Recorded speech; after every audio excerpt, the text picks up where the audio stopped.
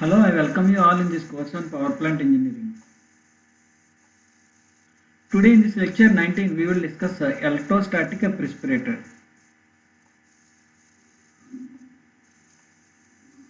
Topics to be covered. By the end of this lecture you will be able to learn introduction to electrostatic precipitator, working of electrostatic precipitator, advantages and disadvantages. Electrostatic precipitator. So the this electrical equipment. So electrostatic precipitator is one of the type of gas cleaning devices. It will be come under the category of electric systems. See, this electrical equipment was first introduced by the Dr. F.G. Cottle in 1906 and was first economically used in 1937 for removal of dust and ash particles with the exhaust gases of thermal power plant. The electrostatic precipitators are extensively used in removal of fly ash from electrical utility boiler emissions. The use of this collector is growing rapidly because of the new strict air quality codes. Then only the electrostatic precipitator will be come into the picture. An electrostatic precipitator can be designed to run at any desired efficiency for use as a primary collector or as a supplementary unit to a cyclone collector.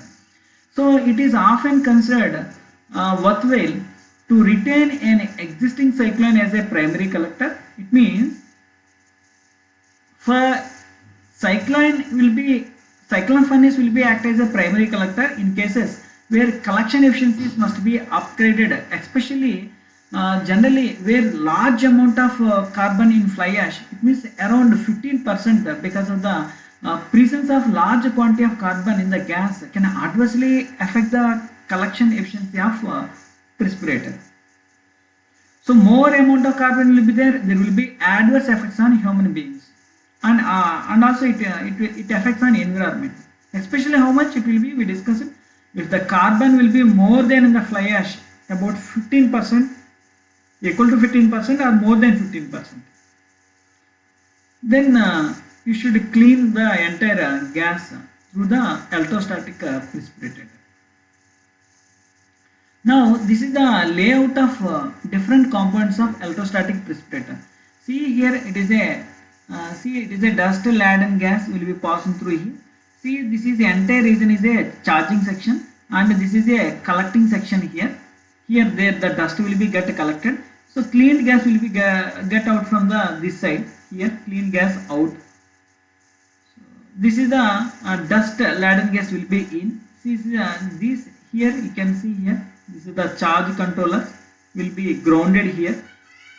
Now see here the dust laden gas is passed between the oppositely charged conductors and it becomes get ionized. How it will be get ionized? Voltage, here we are supplying voltage between the conductors is sufficiently large. So as the dust laden gas is passed through these highly charged electrodes, maybe both negative and positive ions are formed. So here later it will be around as high as 80%. See, this ionized gas is further passed to the collecting units. These are the collecting units. This is the collecting section. These are the collecting units. Passed to the collecting units, which consist of a set of vertical metal plates. See here, these are a number of plates will be there here. Here 1, 2, 3. These are the plates will be there. These also we can call dust collecting plates. See here there is a alternative plates are these are the plates are alternatively positively charged and earthed. See here grounded. It means earthed. As the alternative plates are get earthed, high intensity here around here in the ionization process. A high intensity electricity or electrostatic field exerts. It creates an electrostatic field and exerts a force on positively charged. These are the dust will be coming here. So when electrostatic field exerts a force on the positively charged dust particles and drives them towards the ground plates. These are the plates, dust collecting plates. Here the dust will be when electrostatic field exerts a force, the dust will be it means a force will be created due to that particular force. Positively charged particles and drives that towards the grounded plates. See here, the dust will be collected. See, the deposit dust particles are removed. How it will be get removed?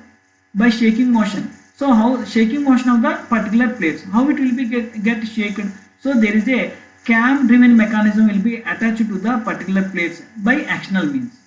See, the dust removed from the plates with the help of shaking motion is collected in the dust hoppers. See, here one important point, care should be taken that the dust collector in the hopper should not be entertained in the clean gas. That is one important point here. This is the general arrangement of electrostatic precipitator. See, this is the dust laden gas here. See, it is passing through it, and these charge plates will be, see, these are the receiving electrodes, and this is the discharging electrodes. These are the electrodes will be get grounded here. So these are the positively charged electrodes, and see, the clean gas will be get out, and this is the remaining what the dust will be collected here. The dust will be collected at the bottom, and this is the high tension rectifier, high tension and transformer we require. So this is entirely control panel. This is based on this control panel, this entire electrostatic precipitator will be worked. Now what are the advantages of electrostatic precipitator? So this is more effective to remove very small particles like smoke, mist and fly ash. So its range of dust removal is sufficiently large. So how much we can remove? 0.01 micron to 1 micron. So the small dust particles below 10 microns cannot be removed with the help of mechanical separators. See, if the dust particles below 10 microns, that cannot be removed with the mechanical separators. So where we can go for? Then we can go for the electrostatic precipitator. This is also most effective for high dust loaded gas. As high as 100 grams per cubic meter. So the draught loss of the system is the least of all forms 1 centimeter of water. So the draught loss is also very low. So it provides ease of operation. The dust collector is in a dry form and can be removed either dry or wet. So these are the some of disadvantages of electrostatic precipitator. See here, the direct current is not available in the modern plants. Therefore, considerable electrical equipment is necessary to convert the low voltage 400 volts AC into high voltage 60,000 volts. This increases the capital cost of equipment as high as 40 to 60 cents per 1000 kgs of rated installed steam generating capacity. So this is one of the bigger disadvantages here. So the running charge is also considerably high as the amount of power required for charging is considerably large. So if you are required more power, so obviously the charging costs are more. The space required is larger than the wet system. See, the efficiency of the collector is not maintained if the gas velocity exceeds that for which the plant is designed. See, the dust carried with the gases increases with an increase of gas velocity. So gas velocity will be higher, the dust carrying capacity will be improved. So because of the closeness of the charged particles, see, if the charged particle you have seen in the system, the charged particle is very close. The charged particle plates, the plates are very close. So due to it consists very high potential. So it is necessary to protect the entire collector from sparking by providing a fine mesh before the ionization. So we discussed the ionization, where the ionization will be taken. Before we are going for the ionization, we have to place a fine mesh because there may be a sparking chances, there may be sparks will be occurred. So why? Because a smallest piece of paper might cause a sparking when it would be carried across adjacent plates or wires.